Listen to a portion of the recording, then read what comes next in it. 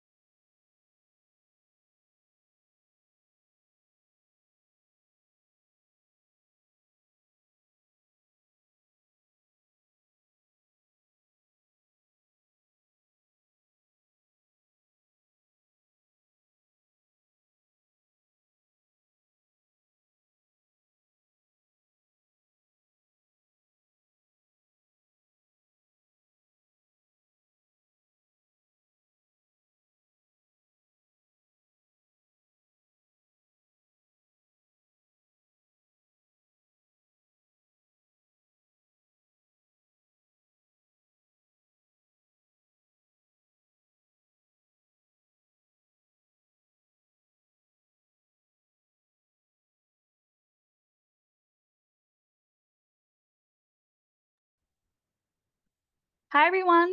Welcome to CIC's call for carbon dioxide removal innovation Q&A webinar. Thank you, everyone, for joining us. Just a couple of housekeeping rules before we begin. This is a recorded session, and we will be posting this on our website for future use. We'll also be saving the Q&A for at the end. So if you have any questions, please use the Q&A function rather than the chat function at the bottom of Zoom. And I will note that we do have a frequently asked questions on our website to use as a resource as well. So to begin, my name is Chantel Cardin. I am the carbon management lead here at the BC Centre for Innovation and Clean Energy, and I am joined by Omar Mauji, our portfolio manager here at CICE. A run through of today's session is I'll be covering a bit of CICE, what we do and our funding process, the call priorities, and Omar will walk us through CIC's mandate and the funding process. And as mentioned, we'll use the final minutes for submitted questions for the Q&A. Next slide.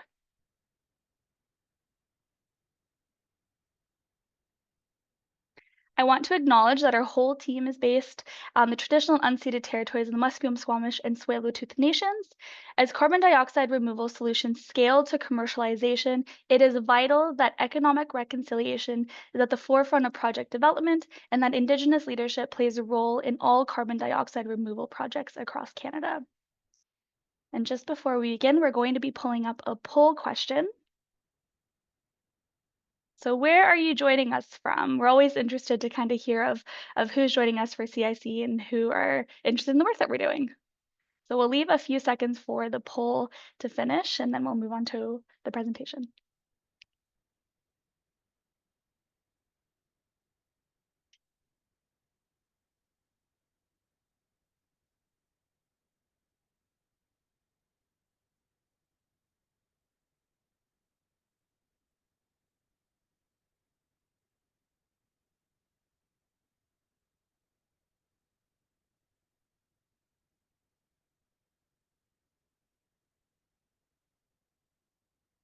Hey, great.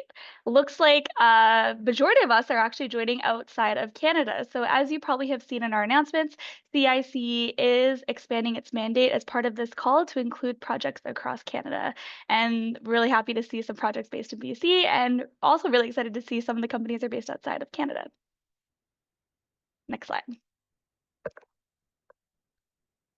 So, for those of you who don't know who we are, the BC Centre for Innovation and Clean Energy, CICE, is an independent not for profit corporation that helps fund the development and scaling of made in BC climate tech solutions from BC to the world.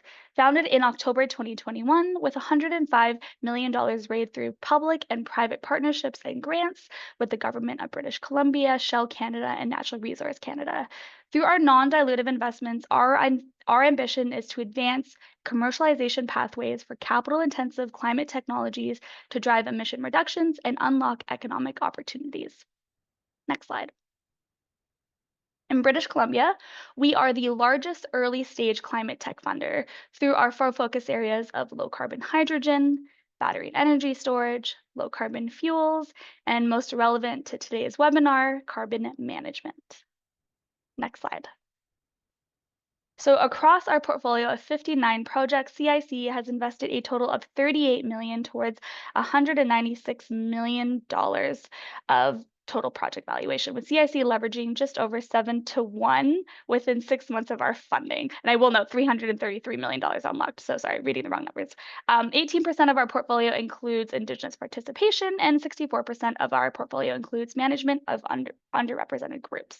And a total potential GHG abatement of by projects of 30 to 35 to be 51 megatons per year. Next slide. And as mentioned, we have 59 companies in our portfolio as shown here, and we're looking forward to be expanding our portfolio to include Canadian CDR companies as part of this call. And you'll see some familiar faces on there, I'm sure. Next slide. So what makes our investment process unique and how we do what we do is that CIC undertakes a unique, intelligent risk-taking framework which maximizes outcomes and advances credible world-class climate tech solutions. Our intelligence framework identifies and validates the most impactful and actionable pathways to net zero, which is backed by evidence-based reports, community engagement, and subject matter expertise, which shape our calls for innovation. So an example of our CNC intelligence, as many of you are aware, CIC released its Catalyzing CDR to 1 gigaton report last year, which identified challenges and opportunities to scaling CDR solutions. The report focused on the art of the possible, where CIC's support can best be leveraged to bring CDR to scale through collaborative action. Next slide. And our intelligence thesis was foundational to supporting our previous calls. And we're excited that we'll be launching the CDR call as part of this. So as part of the call, CIC is providing $3 million in non-dilutive investments to accelerate the commercialization and scaling and driving of Canadian carbon dioxide removal solutions. We are aiming to support projects that ultimately accelerate the reduction and removal of global greenhouse gas emissions to enable a net negative emissions future. While CIC is prioritizing BC-based projects and companies, the call is open to companies across Canada with projects in Canada. The call is open now for expression of interests, and we will be announcing our funding allocations in August. And as part of this announcement, this funding opportunity includes support from affiliates of Shell Canada for the consideration of purchasing CDR credits from successful applicants. Next slide. And as part of this call, CIC will prioritize the following: solutions at scale engineered and hybrid carbon dioxide removal solutions, engineered solutions that we have defined as technologies that are typically require capital equipment, process design, and energy. An example of this, but it's not limited, can include direct air capture. And hybrid solutions, we have defined as solutions that integrate natural systems such as oceans and engineered elements such as capital equipment or energy, solutions that use bioenergy or alter ocean CO2 uptake and are classified within this category. Examples of this include, but aren't limited to, mineralization, ocean alkalinity enhancement, biomass carbon removal, and storage and biochar. CIC will favor proposals that showcase solutions with durable carbon dioxide storage as part of its commercialization pathway. So please note that within your application as you're developing it. And will also favor technologies that have significant co-benefits that ultimately enhance community resilience and socioeconomic benefits. As part of the call, CIC will consider nature-based solutions with strong Indigenous leadership built into the project, and will also consider applications focused on CO2 conversion and measure monitoring and verification tools for CDR technologies. I'll now have Omar walk us through CIC's application mandate and funding process. Next slide. All right. Good morning, everyone from, I guess, the West Coast, from the East Coast. Good noon, or afternoon, I guess.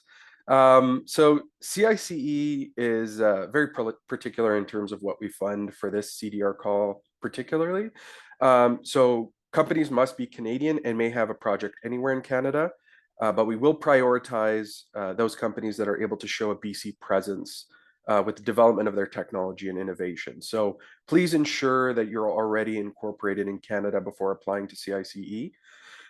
In terms of what we fund the validation and technology out of the lab and into an environment with a partner and or customer. So ensure this project is leading to real technological advancement for the technology being validated. And really what we're looking at is TRL 4 to 9, which is at the early end is what I described as moving out of the lab and into an environment. TRL 9 would just be pre-commercial, the point at which it's just pre-commercial. The final part of this is there must be a path to commercialization. So many of the companies that we have funded go on to receive venture capital funding and other more mature forms of funding in terms of debt, equity, and grant funding. So ensure you have a reasonable business model and market penetration strategy that is as sustainable as the technology you are proposing. Next slide, please. In terms of the timeline for the CDR call, we have a three-stage process. So the first stage is referred to as the expression of interest. You'll be able to see all of this information on our website at cice.ca under funding opportunities. And this call will conclude April 30th, 2025 at 5 p.m. Pacific time. So please make sure you're aware that it is Pacific time that this call will be concluding. The expression of interest consists of a brief opportunity description and a video of up to 5 minutes in length. Note that anything above 5 minutes in the video will not be reviewed by the CICE team. So make sure it's 5 minutes or under. In terms of stage 1 evaluations for the expression of interest, they will conclude May 15th. 2025, at which point all candidates that were applicants will be informed by email of their status in terms of moving forward to stage 2. Stage 2 is the detailed proposal phase, which is a 1-month process to June 12th, 2025. Again, that will also conclude at 5 p.m. Pacific time. So this consists of a 25-page application. CICE will onboard you through the process, and we expect applicants to collaborate with CICE through the detailed proposal phase of this project in order to help us with the due diligence phase, which will take place in the month of June. And then finally, that will conclude with the investment committee meeting that will be held in July 2025. Upon the selection through the investment committee meeting is our stage 3, which is the project funding agreement. So candidates that are successful moving to stage 3 will be made aware in early August 2025. Next slide, please. So here are some of the common questions that we get from all applications, but specifically relating to the CDR call. Next slide, please. So what does a CICE project look like? So we provide large project-based funding in a reimbursement-based model. So due to our funding being focused on hard tech, our average check size is quite large. It's around $700,000 per project. Projects must be completed within 2 years after signing a project funding agreement. So we will probably sign these agreements August 2025. So make sure that your project is completed by August 2027. Projects must start 6 months after signing the funding agreement in August 2025. So again, this means that projects must start by the end of February 2026 or earlier to be eligible for our funding. Next slide, please. So the question here is, when can we use funding? So CICE will cover costs incurred after signing the project funding agreement in August of 2025. All costs incurred before that date will not be eligible for reimbursement. CICE will also only fund project costs and will conduct milestone reviews to ensure that those costs reported are attributable to the project and only to the project. So any costs reported that are outside of direct project costs will be denied for reimbursement by CICE. So it's very important that you work with the CICE lead at the time to ensure that all the costs that you are reporting are directly attributable to the project at hand. Next slide, please. In terms of stacking limits and leverage funding, CICE would like to see capital at risk from the company or funders of the company as part of CICE's contribution. We will never fund 100% of a project and usually have seen about 50% of project costs covered by CICE. In terms of general stacking rules, CICE has no stacking rules. We recommend that you meet with those other funders that would be part of your capital stack to ensure that they do not see CICE as either government funding or other sources of industry funding, so that there's the appropriate stack for the other funders. Next slide, please. In terms of how many applications can be submitted or who can submit, only Canadian-based companies can submit applications, and our priority will be given to solutions in BC. Canadian companies can apply on behalf of a consortium for a project, and we ask that you please read the application guide and ensure your project aligns closely to what we're looking for the CDR call. Again, I can't stress this. We are not a funder for all technologies. Our focus has been driven by stakeholder engagement regarding CDR solutions in Canada. So I would refer you to the application guideline that again is on our website at cice.ca.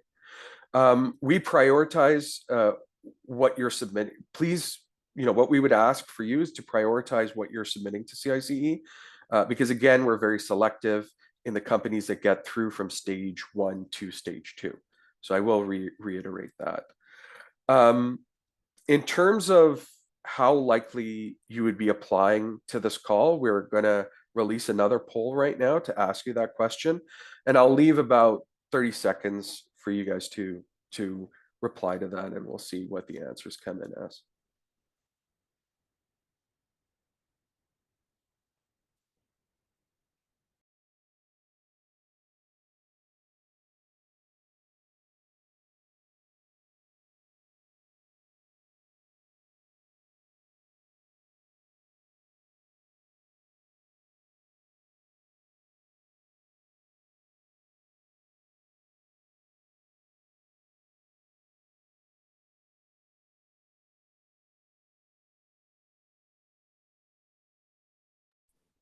All right, that's awesome. So majority of you are likely to apply for this call, and we're very excited to get those applications. So please, refer to our website, look at all the application documents. You'll be able to see this webinar in its recording as well as the presentation that will be posted on the website.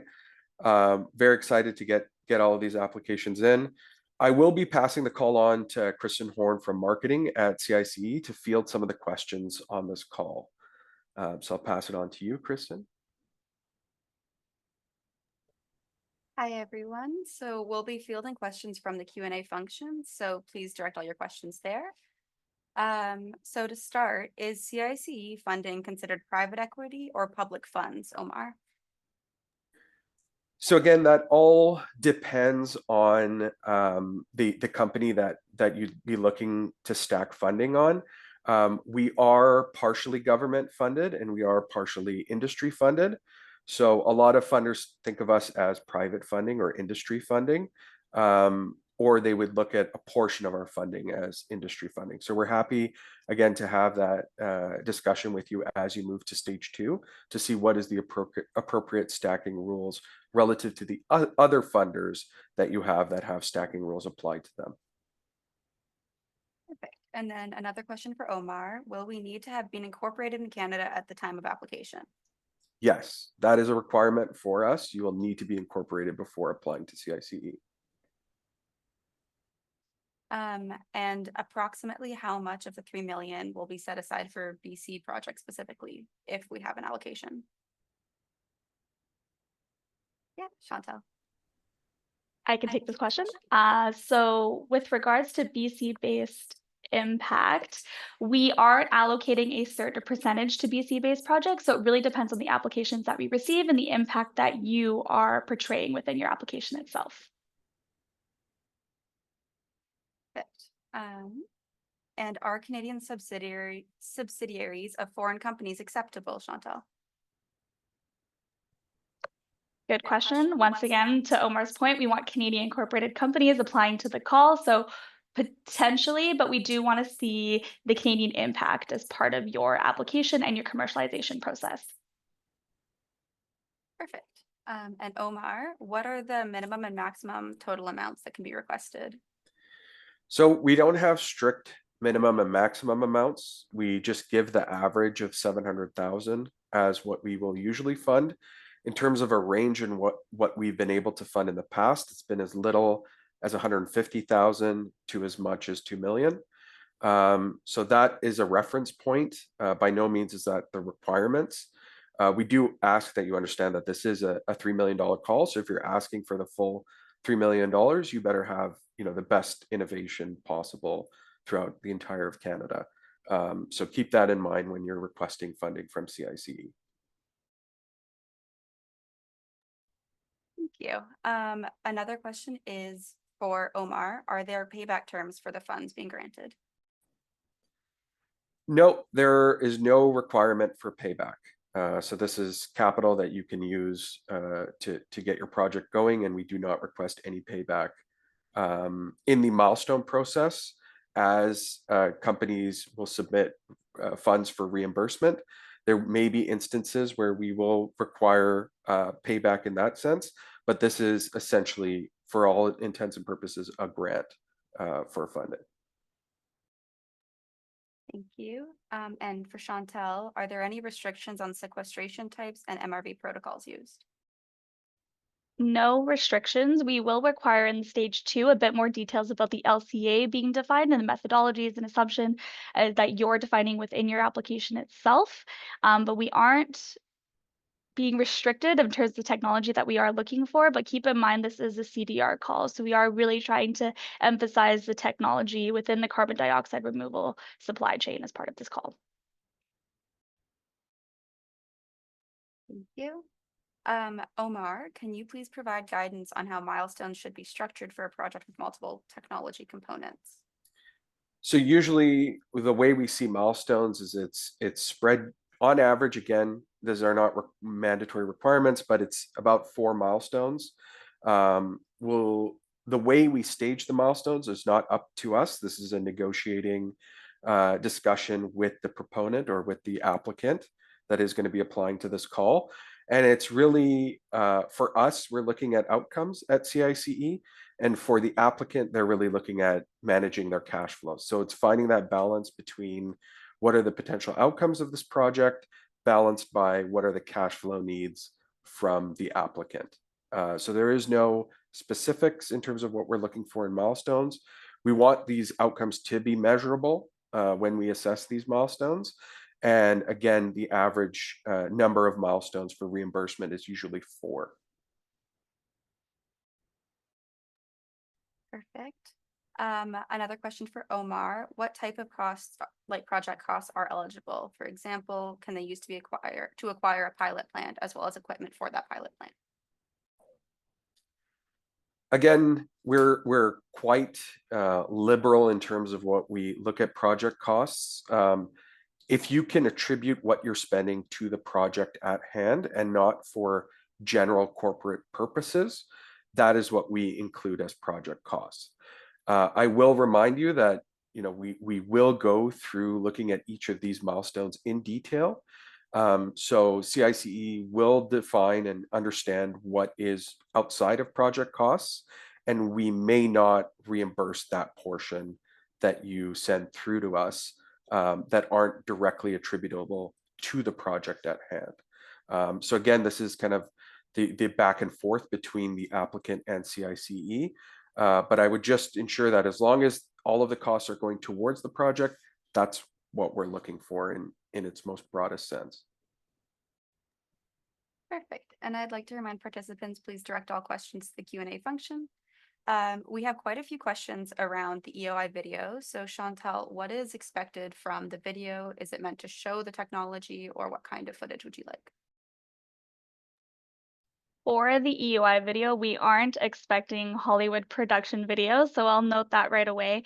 And in terms of the video itself, we do have a number of questions in the application guideline that we do expect you to kind of incorporate in your video itself, but we do want an understanding of the technology that you're working on, the project that you're working on, and how CICE essentially is going to be supporting the work on that project to your commercialization stage. So if you have images of your technology, feel free to include them in your video. If you have demos of your technology, feel free to include it in your video, but you don't necessarily have to. We do just want to have an understanding of who you are, who your team is, and what the work you're doing, and what the technology it is itself.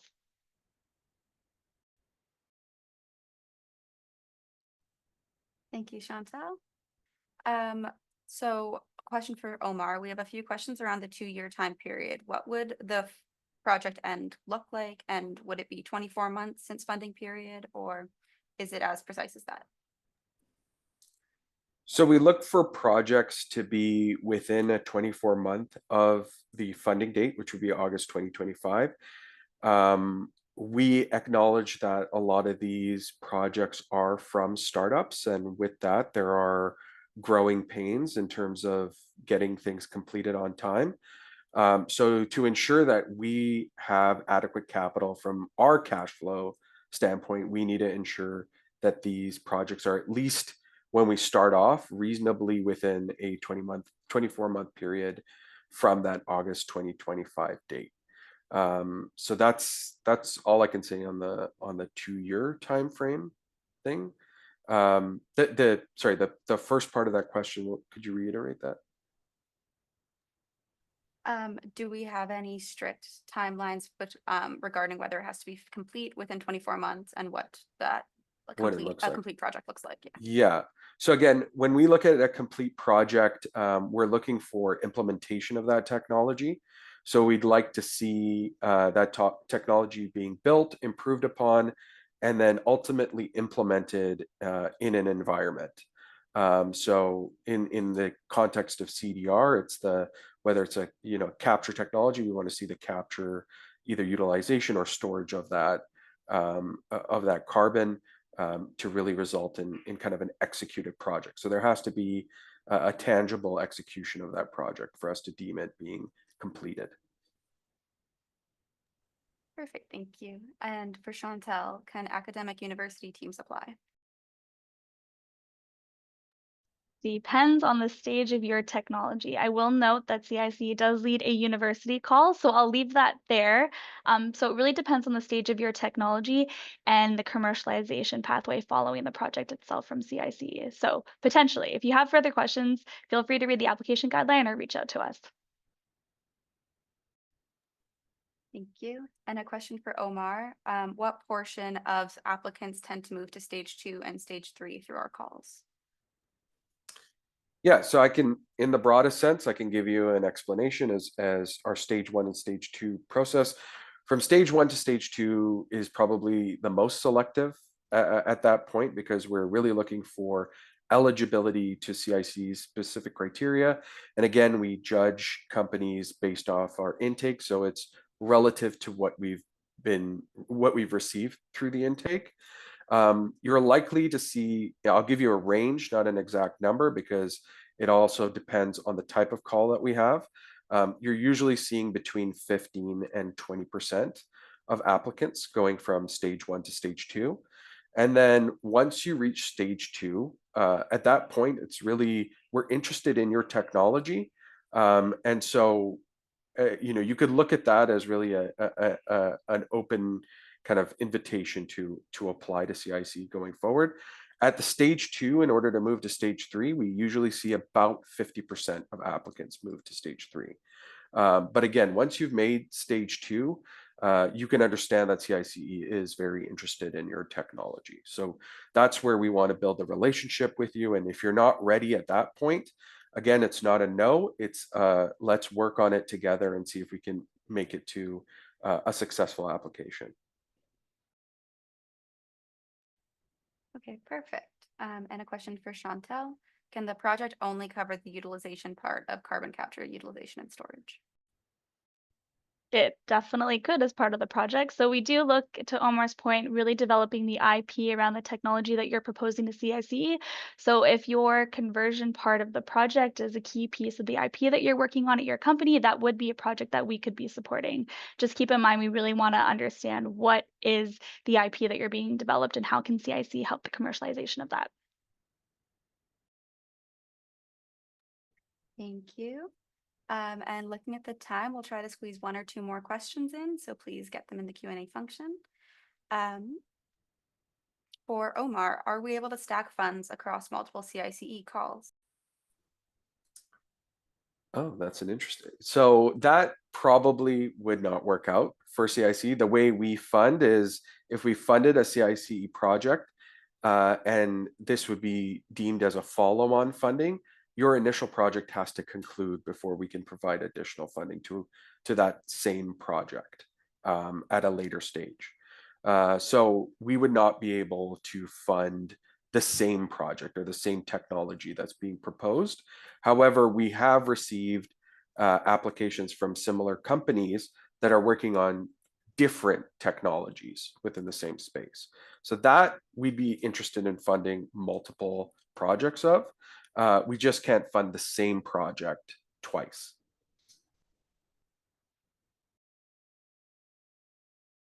Perfect. Thank you, Omar. And then for our last question, for Chantal, sorry, what types of projects are eligible for funding? So what's the specific tech we're looking at here? Well, the call is carbon dioxide removal solutions. So we are looking for technologies that do ultimately lead us to a reduction of net zero. But that being said, we are also considering from the carbon dioxide removal call, hybrid solutions, engineered solutions, as mentioned earlier, as well as maybe the consideration for nature-based solutions if you have strong indigenous leadership. And we're also looking for CO2 conversion technologies as well, and MRV technologies for CDR technologies as part of that. So those are considerations that we are making, but I will note the priority for the call itself is a focus on engineered solutions and hybrid-based solutions.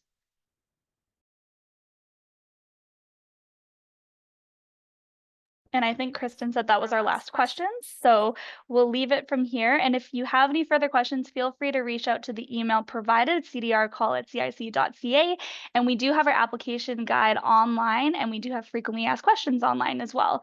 And if you have any more further questions, don't be afraid to reach out. And then also ensure that we do have the webinar on our website that we'll be uploading as well later on.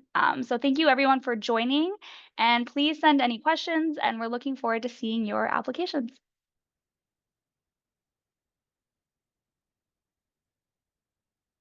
Perfect. Thanks.